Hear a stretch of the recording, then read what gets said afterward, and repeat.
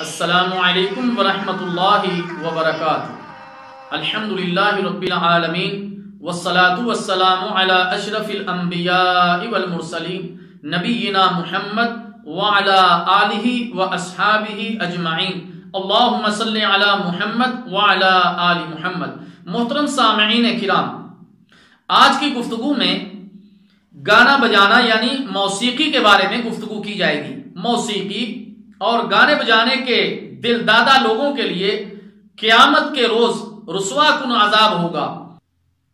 اللہ تعالی جل شانہ کا فرمان ہے، اعوذ باللہ السمیع العلیم من الشیطان الرجیم، ومن الناس من یشتری لہو الحدیث لیضل عن سبیل اللہ بغیر علم ویتخذها ہزوا اولئک لہم عذاب مہین۔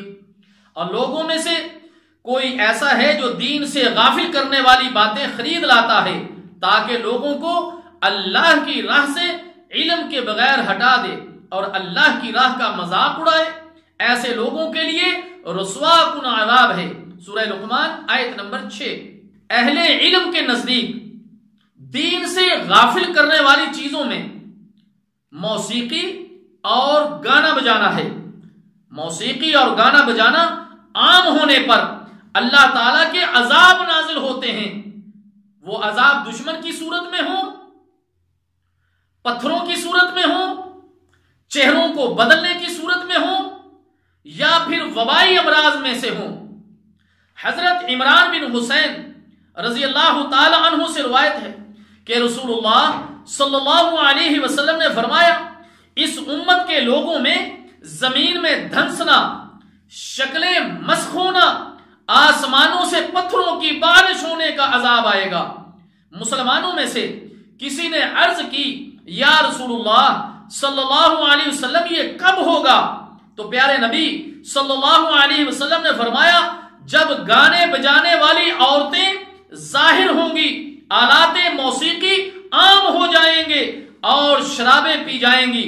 اسے امام ترمذی رحمہ اللہ تعالی نے روایت کیا ہے۔ اسی طرح میرے محترم دوستو، موسیقی اور مغنیات کی کثرت ہونے پر اللہ تعالیٰ لوگوں کی شکلوں کو مسخ کر کے بندر اور سور بنا دے گا۔ حضرت مالک اشعری رضی اللہ تعالی عنہ سے روایت ہے کہ رسول اللہ صلی اللہ علیہ وسلم نے فرمایا، میری امت میں سے کچھ لوگ شراب پیئیں گے لیکن اس کا نام کچھ اور رکھ لیں گے، ان کے ہاں آلات موسیقی، طبلہ، سرنگی وغیرہ بجیں گے، مغنیات گانے گائیں گی، اللہ انہیں زمین میں دھنسا دے گا اور ان میں سے بعض کو بندر اور سور بنا دے گا۔ اسے ابن ماجہ رحمہ اللہ تعالیٰ نے نقل کیا ہے۔ اسی طرح رسول اللہ صلی اللہ علیہ وسلم نے موسیقی کی آواز تک سننا گوارا نہیں فرمایا۔ حضرت نافع رضی اللہ تعالی عنہ کہتے ہیں، عبداللہ بن عمر رضی اللہ تعالی عنہ نے باجے کی آواز سنی تو اپنی انگلیاں کانوں میں ڈال لی اور راستے سے ہٹ گئے تاکہ آواز سنائی نہ دے۔ راستے سے ہٹنے کے بعد عبداللہ بن عمر رضی اللہ تعالی عنہ نے مجھ سے پوچھا، نافع اب باجے کی آواز آ رہی ہے؟ میں نے کہا کہ نہیں۔ تب عبداللہ بن عمر رضی اللہ تعالی عنہ نے اپنے کانوں سے انگلیاں نکال لی اور فرمانے لگے، میں نبی مکرم صلی اللہ علیہ وسلم کے ساتھ تھا، آپ نے ایسی ہی آواز سنی تو اسی طرح کیا جیسے کہ میں نے کیا۔ اسے امام داؤد رحمہ اللہ تعالی نے نقل کیا ہے۔ میرے محترم دوستو، بعض لوگ اس موسیقی کو اور مختلف باجے، سرنگیاں اور آلات موسیقی کو روح کی غذا کہتے ہیں۔ یقین کر لیجئے یہ روح کی غذا نہیں بلکہ بد روح کی غذا ہے اور یہ ایمان کو ختم کرنے والی چیزیں ہیں۔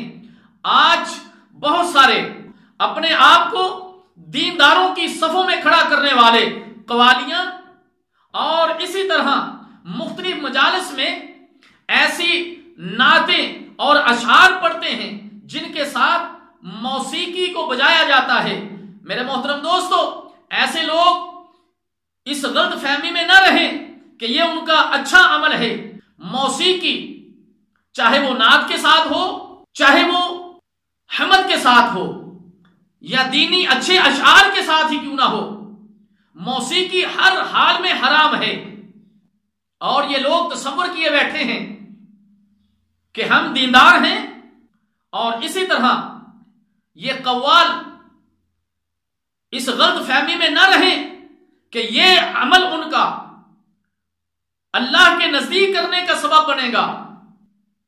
ہم اللہ تعالیٰ جل شانہ سے دعا کرتے کہ اللہ تعالیٰ ہر قسم کے موسیقی کے آلات سے اور ہر قسم کے گانے بجانے سے مسلمانوں کو محفوظ فرمائے، اور اللہ کے رسول صلی اللہ علیہ وسلم کے اسوہ کو اپنانے کی توفیق عطا فرمائے۔